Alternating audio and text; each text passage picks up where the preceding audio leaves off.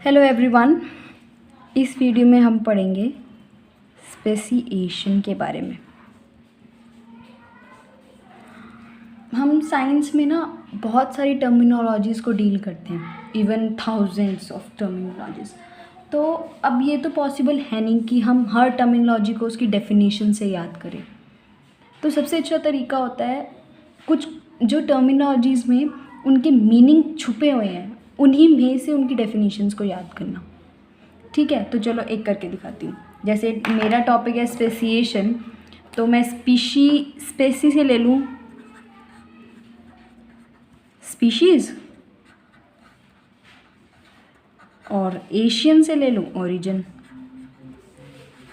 तो इसके मीनिंग से मैंने बता दिया, speciation is the origin of new species। ठीक है, अब ये तो हो गई डेफिनेशन की बात, पर मतलब क्या होता है? मतलब ये होता है जैसे मेरे पास एक ये पॉपुलेशन है, ठीक है, ये पॉपुलेशन है, इसमें अलग अलग इंडिविजुअल्स हैं। ठीक है, इंडिविजुअल्स स्पीशीज़ के जो इंडिविजुअल्स होते हैं उनको बोलते हैं। ठीक है, तो अब इस कुछ ऐसा हुआ जो डिफरेंट फैक्टर्स होते हैं, वो हम बाद में देखेंगे क्या फैक्टर्स हो सकते हैं स्पीशीशन के। कुछ ऐसे फैक्टर्स आए जिसकी वजह से ये स्पीशीज़ अलग अलग हो गए। ठीक है, तो हर पॉपुलेशन ने अपने आप को अलग अलग तरीके से अडेप्ट करने की कोशिश की, जिसकी वजह से दो या दो से ज़्यादा 2 और मोर न्यू स्पीशीज़ प्रोड्यूस हुए।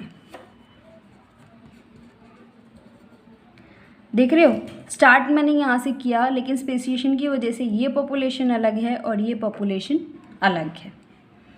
तो क्या हुआ, एक लीनिएज से 2 और मोर स्पीशीज़ आए,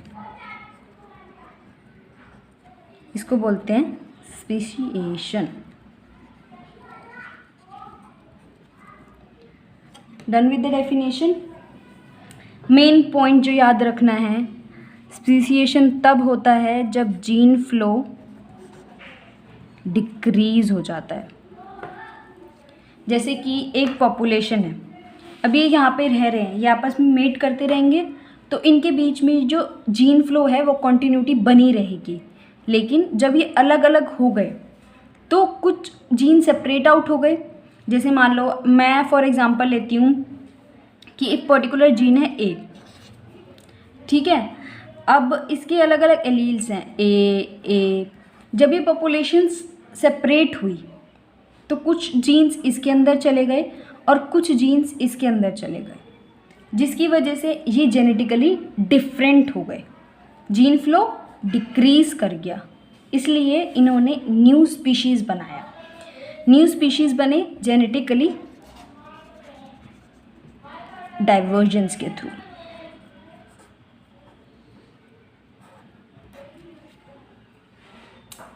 डन।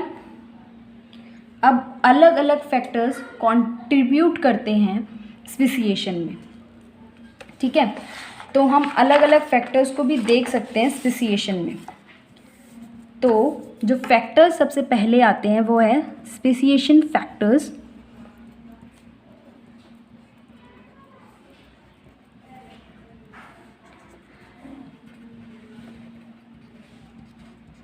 पैरापेट्रिक,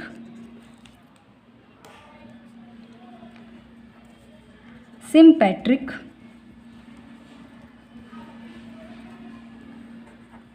और एलोपेट्रिक। पहले मीनिंग्स देखते हैं, फिर देखेंगे कि डेफिनेशंस क्या हैं। सबसे पहले एलोपेट्रिक। एलोपेट्रिक का मतलब होता है ज्योग्राफिकल आइसोलेशन।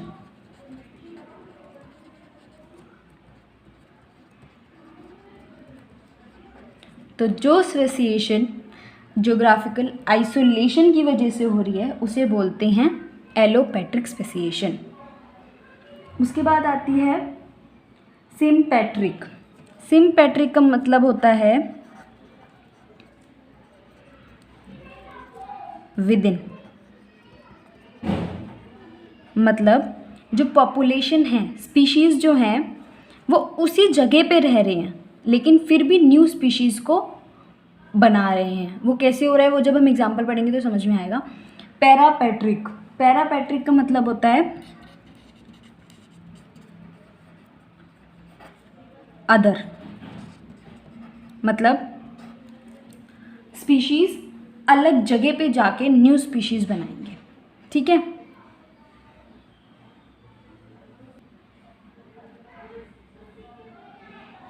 सबसे पहले देखो एलोपेट्रिक स्पेसिएशन।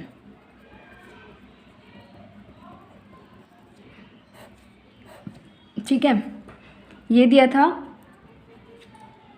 अर्नेस्ट मेयर ने 1963 में। मतलब देख लिया एलोपेट्री का, ज्योग्राफिकल आइसोलेशन।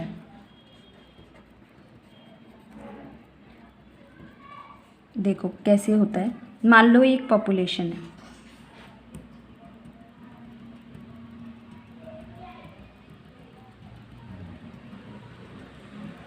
ठीक है। अब कुछ ऐसा हुआ जिसकी वजह से एक ज्योग्राफिकली ये बैरियर बीच में आ गया और पॉपुलेशन 2 पार्ट्स में डिवाइड हो गई। जैसे कि मान लो कि कोई माउंटेन रेंज आ गई बीच में, या फिर कोई वाटर बॉडी आ गई बीच में, तो पॉपुलेशन 2 पार्ट्स में डिवाइड हो गई।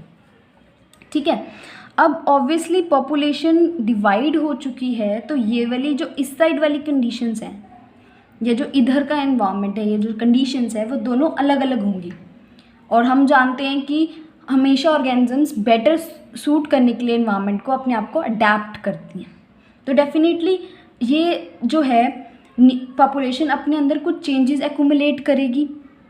चेंजेस मतलब म्यूटेशंस एक्यूमुलेट करेगी ताकि ये बेटर अडेप्ट कर पाए। तो इसकी वजह से क्या होगा,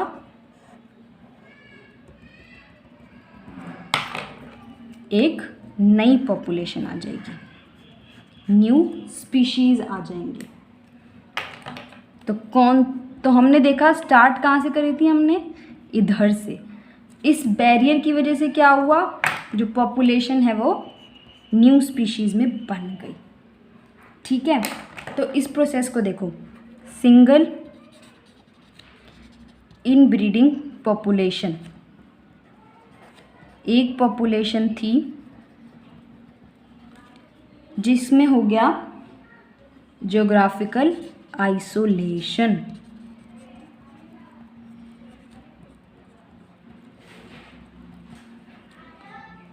इस ज्योग्राफिकल आइसोलेशन ने क्या किया, जेनेटिक डाइवर्जेंस या फिर जो जेनेटिकली डिफरेंस था उसको इंक्रीज कर दिया।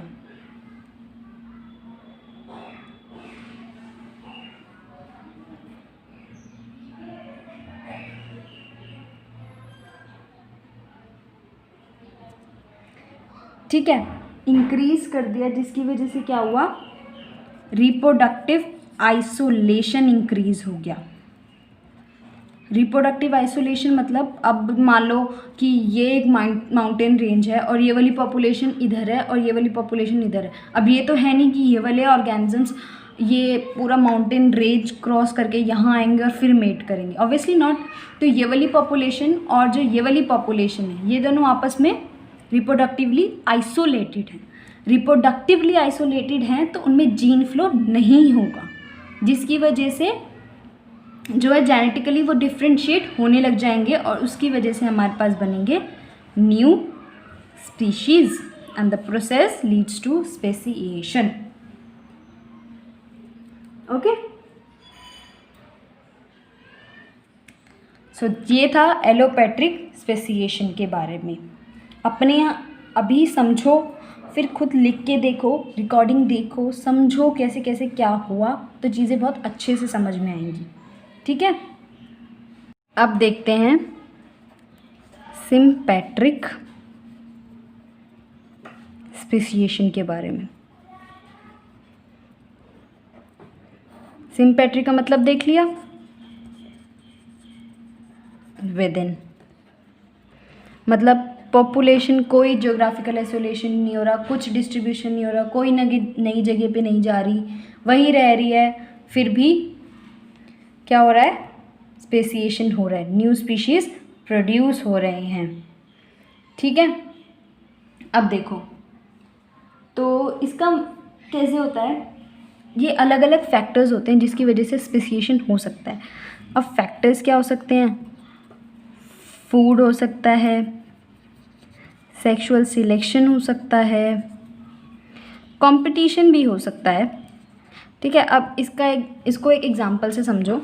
एग्जांपल है एप्पल मैगिड फ्लाइज।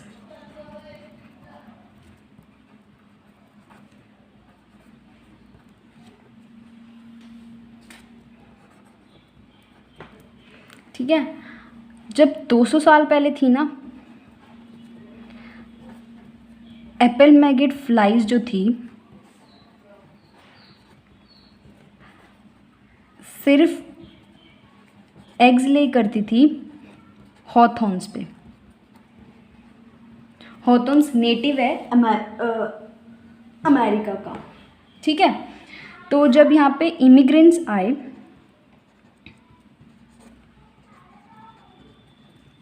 ठीक है, तो उन्होंने यहाँ पे एप्पल्स को ग्रो करना शुरू किया या फिर एप्पल्स को इंट्रोड्यूस किया। ठीक है, तो फ्लाइज ने इन पे फीड करना शुरू किया।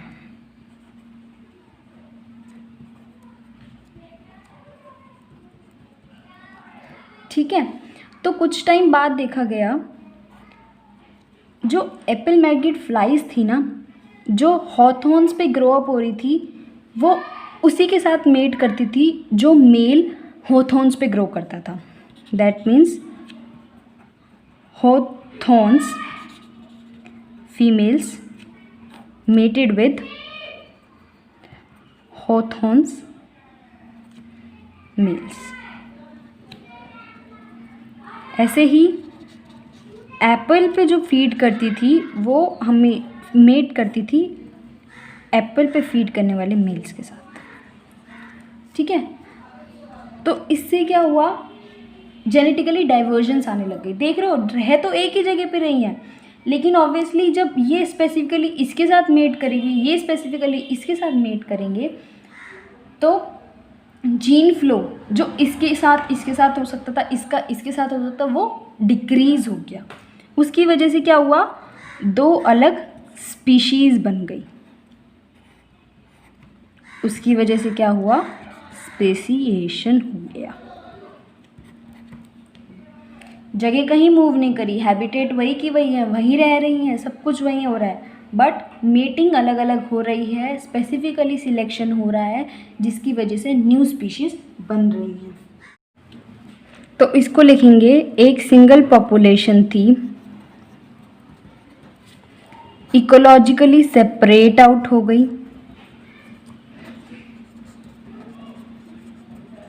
जिसकी वजह से रिप्रोडक्टिव आइसोलेशन हो गया, जिसकी वजह से जेनेटिक डाइवर्जेंस डिक्रीज हो गया और स्पेसिएशन हो गया। ये हो गया हमारा सिम्पेट्रिक स्पेसिएशन। अब देखो पैरापेट्रिक। पैरापेट्रिक का मतलब क्या था, अदर। ये कैसे होता है, जैसे मान लो ये एक रीजन है और ये इसमें रहने वाली एक पर्टिकुलर पॉपुलेशन है।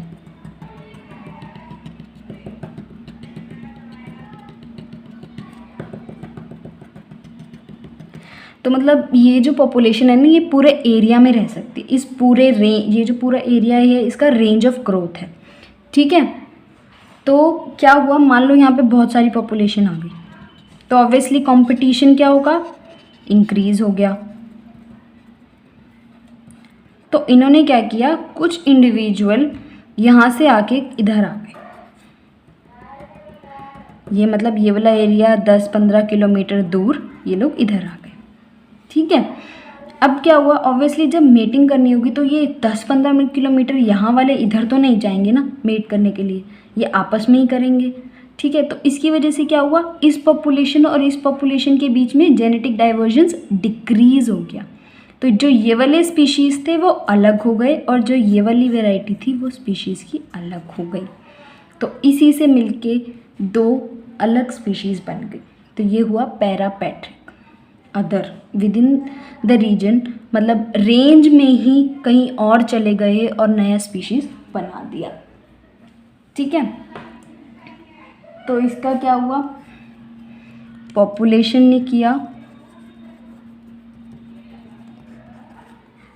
जो माइग्रेट कर गई न्यू एरिया पे, जिसकी वजह से रिप्रोडक्टिव आइसोलेशन हुआ, जिसकी वजह से जेनेटिक डाइवर्जेंस,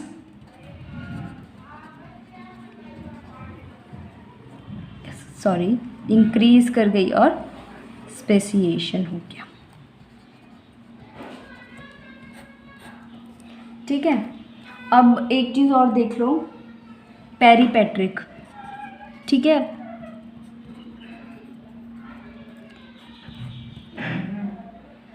पेरीपेट्रिक एक ना एलोपेट्रिक का स्पेशल केस है। उसमें क्या होता है, फिर भी ज्योग्राफिकल आइसोलेशन हो रहा है लेकिन जो न्यू पॉपुलेशन जा रही है ना वो बहुत कम इन नंबर होते हैं। जैसे मान लो ये एक प्लेस है, यहाँ पे रह रही थी, something happened and these got separated. तो जब यहाँ पे ओनली फ्यू ऑर्गेनिजम्स आए ना तो इसको बोलते हैं हम peripatric, special case of allopatric speciation. So I hope I was able to make you understand these things. If you like the video, please like, share and subscribe.